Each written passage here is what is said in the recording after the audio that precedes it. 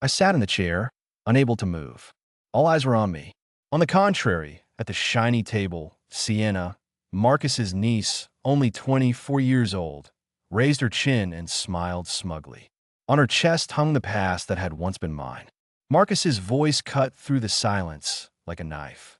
Your work here is done. Next, 25 years old. Enough. These words hit harder than I expected. Not a word about the years I gave to this company. Not about the sleepless nights, the holidays I sacrificed, the crises I carried on my shoulders. Just cold, you're fired, as if 25 years of loyalty can be erased with one phrase. I remembered the letter I recently sent to my son. I won't be able to come to campus this weekend. The company needs me. He replied, It's okay, Mom. I understand. I canceled a trip to finish a project that made the company millions. And now I'm standing here, dumped in front of strangers and this smug girl who never worked nights when the network was collapsing. Marcus leaned back in his chair. The suit is impeccable. The voice is cold and precise. Sign the resignation papers. HR will process the exit. Everything will be clean. There was no regret in his eyes, only pride and the confidence of a winner. He pushed a folder towards me. The papers seemed heavier than they should have been. It was not just a contract. It was an erasure of my name, my history, a quarter of a century of work. Sienna tapped her nails impatiently on the table, as if my years of labor were getting in the way of her photo shoot for the corporate website. No one in the room spoke. No one thanked. No one defended. I took the pen. Marcus decided that my silence was a defeat, but he didn't understand that his signature at the bottom of those documents had already triggered a clause that would destroy his career.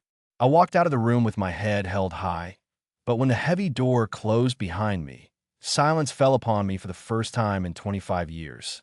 I didn't go to the office, didn't linger to save projects or prepare reports. I just left. Heat rose in my throat. I remembered all the years I devoted to this work. White lights at 2 a.m., the hum of servers while the rest of the world slept. Weeks when I hardly saw my family. Missed birthdays, canceled vacations. Spot on the phone in the middle of the night when my son asked, Mom, will you be home tomorrow? Almost always I answered no. The company became my second family, but this family demanded everything and gave nothing back. My marriage couldn't survive. My husband said, You're married to your job more than you are to me. And he was right. I wore loyalty like armor, telling myself that sacrifices brought safety, but scars didn't make the reports. I remember that morning when I collapsed right at my desk. My chest tightened and my vision darkened. Doctors said it was severe exhaustion and stress. A colleague went with me to the hospital with a laptop because even lying on a gurney, I answered emails.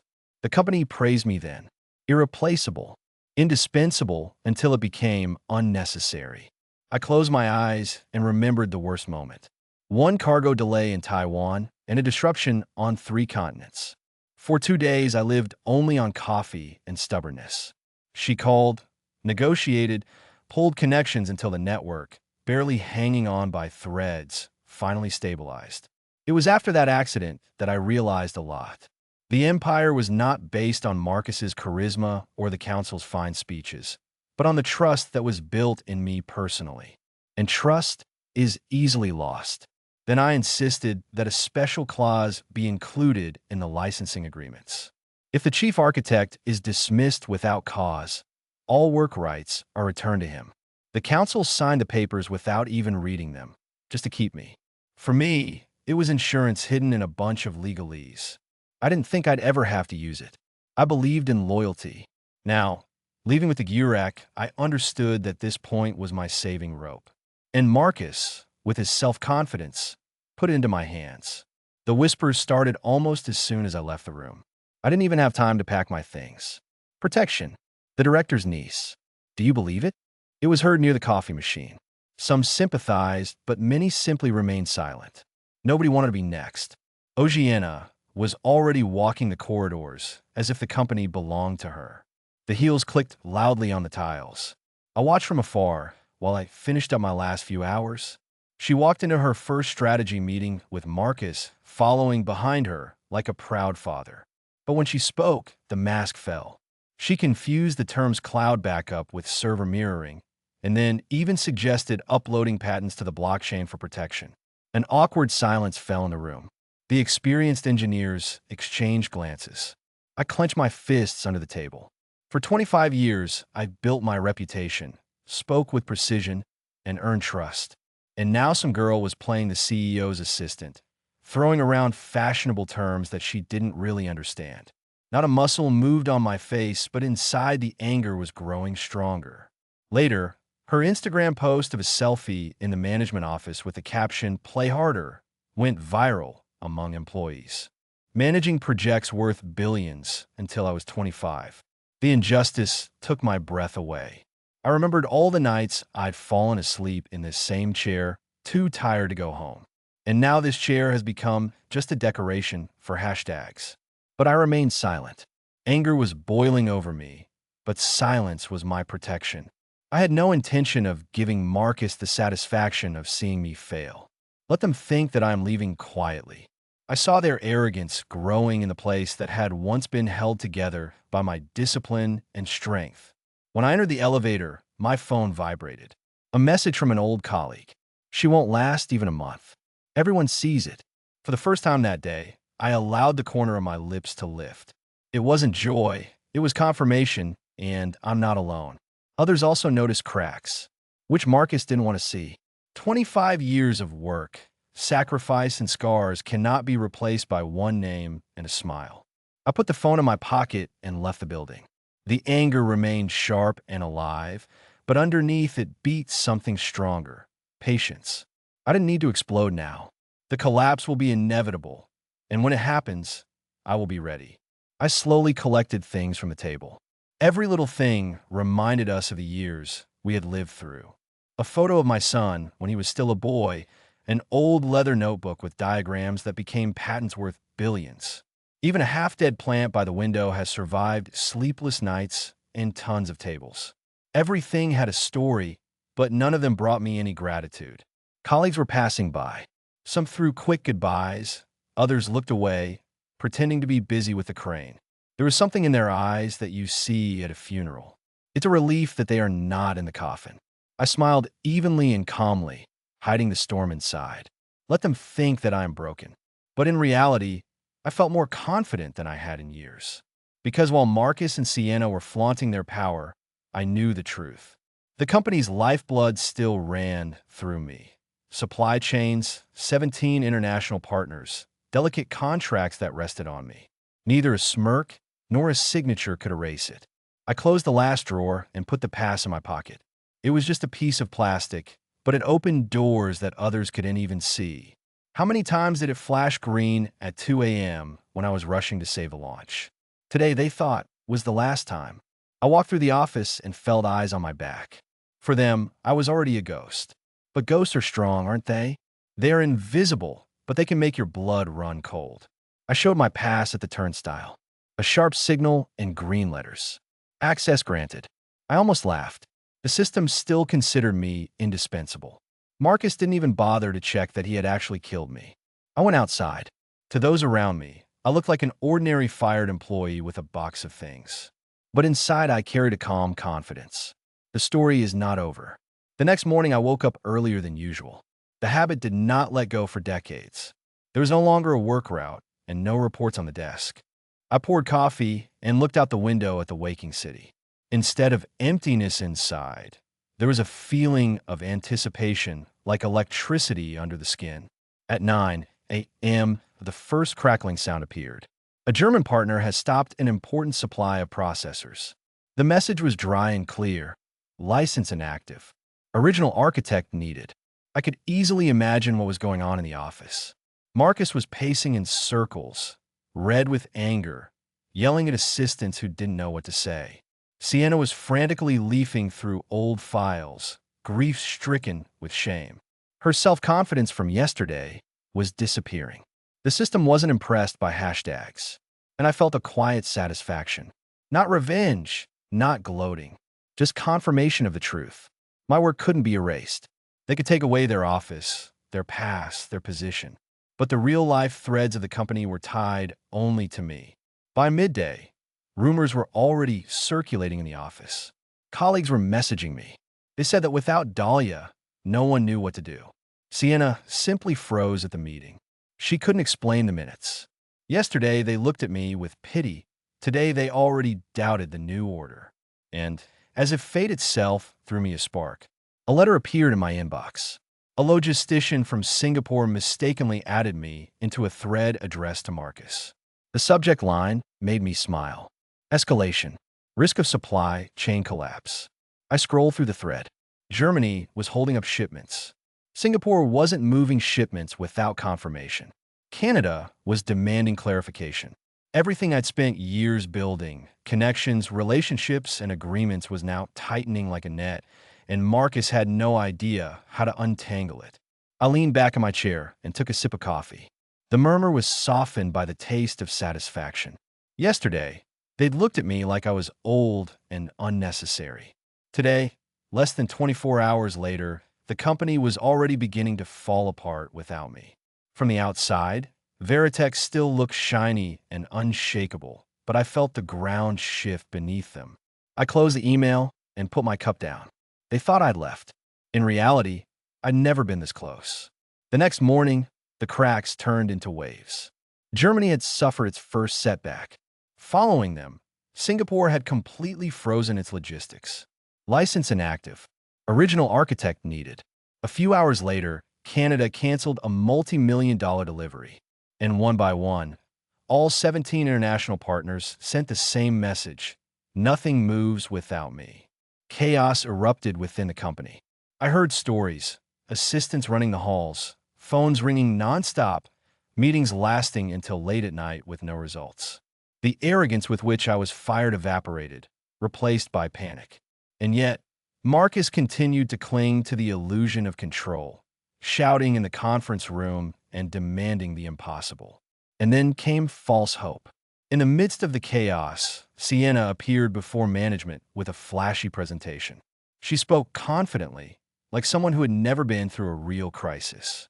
"We found the problem," she announced, smiling for the cameras, although there were no cameras. "It's just a technical glitch in the contract database. The lawyers are confident they can get around it. We'll have everything back in a couple of hours," Sienna said. For a moment, everyone believed her. The board members even clapped hesitantly. They were grasping for anything that sounded like control. By evening, the stock had risen slightly, and Marcus was already allowing himself a smirk, leaning back in his chair as if the crisis had been just a storm that had passed. But storms don't disappear just because someone declares them over. That evening, the system itself began to speak. Messages were sent to all nodes of the global network. The contract was invalid. The original architect was missing. The illusion of salvation instantly collapsed. Calls were cut off, screens froze. The stock, which had managed to rise slightly, immediately plummeted even further. Marcus exploded.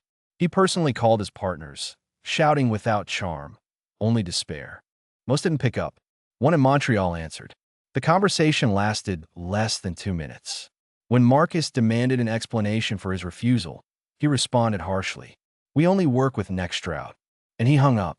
I imagined Marcus's face, the veins pulsing in his temples, as he realized that power was slipping not only from his hands but from the very walls around him.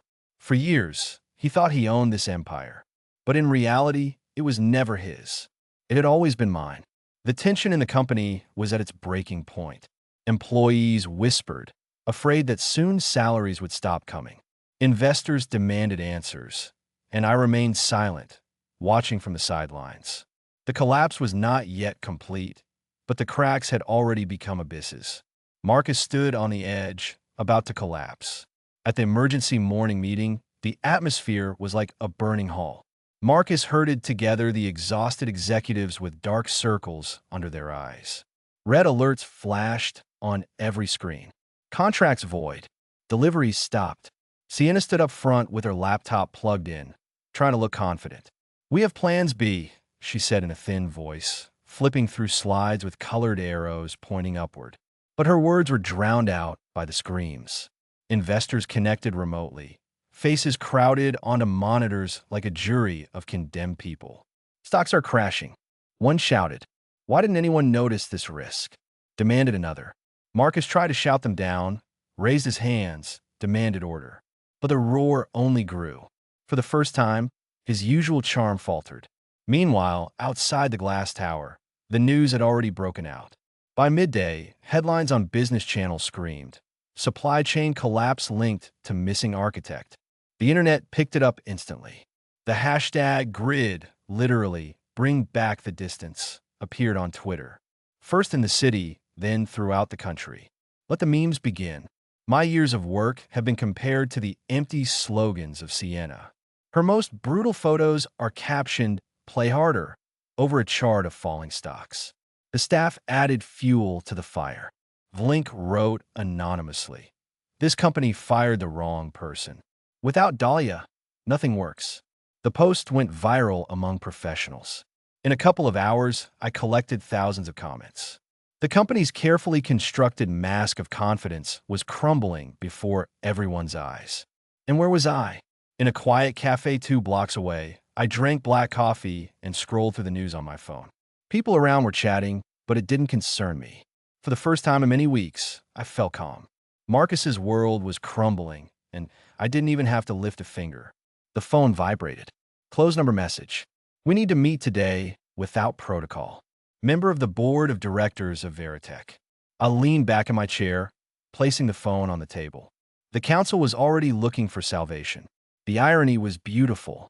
They let Marcus throw me out so easily. And now, less than a week later, they themselves were secretly asking for help from the one they had rejected. I stirred the coffee slowly. Let Marcus and Sienna rush about.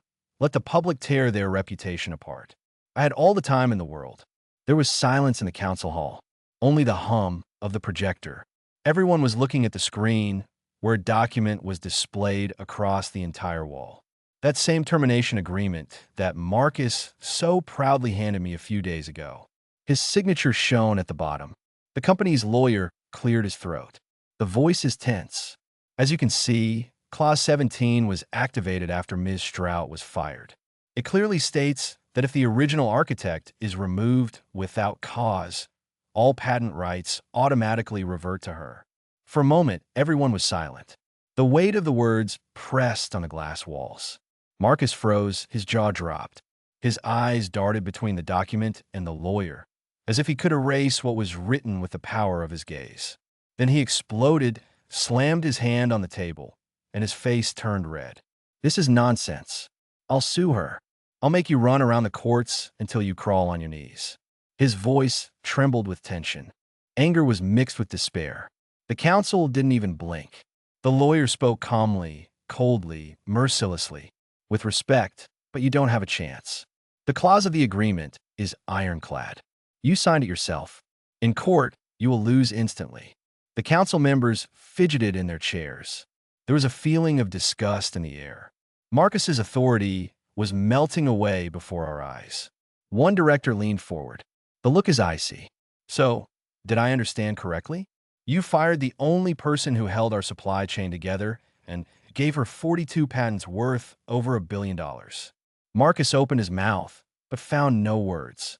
His confidence, which had seemed unshakable, crumbled to dust. He looked like a man who had seen his own failure in the mirror for the first time. There was a whisper in the room as dry leaves burst into sparks. On the screens, the investors looked at the evil connected. There was disbelief and anger in their voices. One said, "His ego was our undoing." Another one is even sharper. "It's finished." Marcus tried again. "This could be reconsidered. We could buy the right from her." "We can." But the lawyer interrupted. "No, the right belongs entirely to her. Legally, finally, irrevocably. You have signed, Mr. Aldrin. The contract is mandatory." The final blow came not from a lawyer, but from an ally of Marcus's with whom he had worked for many years. He leaned back in his chair, chuckled without a trace of a smile, and said in an icy voice, "You signed not only her dismissal, you signed your own death warrant." A dead silence hung. Marcus sat with empty eyes. Reality finally crushed him. The empire he thought he controlled had slipped through his fingers, and the storm inside Verich could no longer remain behind the walls of the board. True the next day. It was in every headline, on every business channel on the news tickers. Crisis in Zurich. 1.1 billion in patents changed hands. The CEO's fatal mistake deprived the company of its future. The story spread like wildfire, causing both indignation and curiosity. Marcus, recently the darling of business magazines, could no longer calmly walk from his car to the office. Cameras flashed, microphones shoved in his face, questions rained down like stones. He covered himself with his briefcase, but still the pictures showed him a haggard face, lost and frightened. And the very Sienna who, on the day of my dismissal, sat across from me with a smug smile, flaunting her youth, was gone. No public appearances, no posts.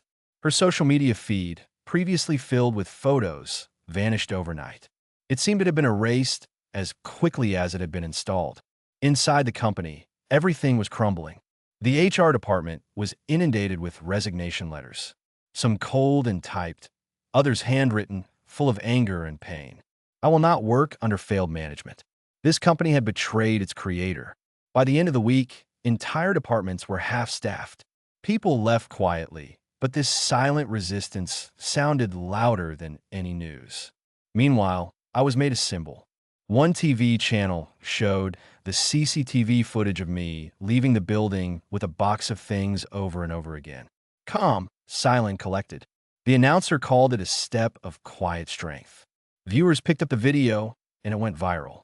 Social media. Strangers wrote me words of support. That's what dignity means. They underestimated the wrong woman. For Marcus, the humiliation only grew.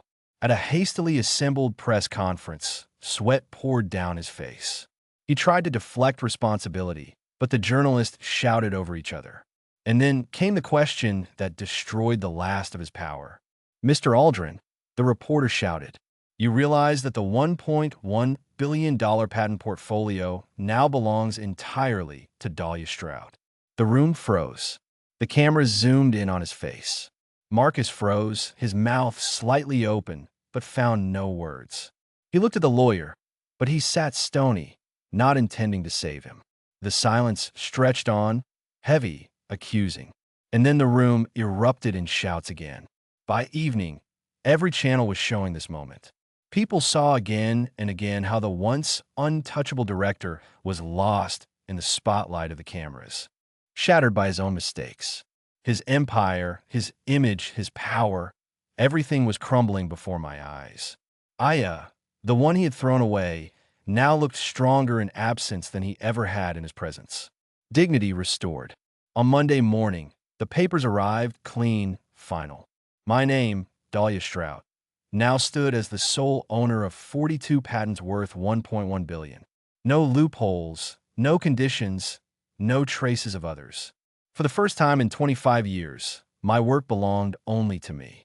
I could develop it, protect it, direct it. I didn't return to Verise. There was no point. Instead, I chose my allies myself. The first thing I did was call those who had been there for me through the most difficult nights. Their voices rang with relief. They were happy to work again, but now as equals. A few weeks later, I opened a modest but bright office in the city center. The walls were still empty, but the air was full of hope and new possibilities. It wasn't about luxury. It was about freedom. On my desk sat a small wooden plaque with a new engraving. Chief Architect. Next, Stroud. This title was more than a confession. It was a statement. I had survived betrayal and regained my dignity. As I placed the plaque in the center of the table, I accidentally touched the old watch on my wrist. Marcus had once given it to me. Back in the beginning, when his promises of fidelity seemed eternal, I slowly unbuckled the strap, placed the watch next to the plaque, and left it there as a reminder of a past I no longer carried. The turning point came quietly, as opportunity often does. A major international company offered me the position of global advisor, overseeing innovation across several industries. It was a position beyond anything I could have dreamed of, an influence that extended far beyond the narrow walls within which I had once been locked. I accepted not for the power, but for the opportunity to ensure that no one else would ever be erased the way I had been. By Friday, Marcus was forced to resign.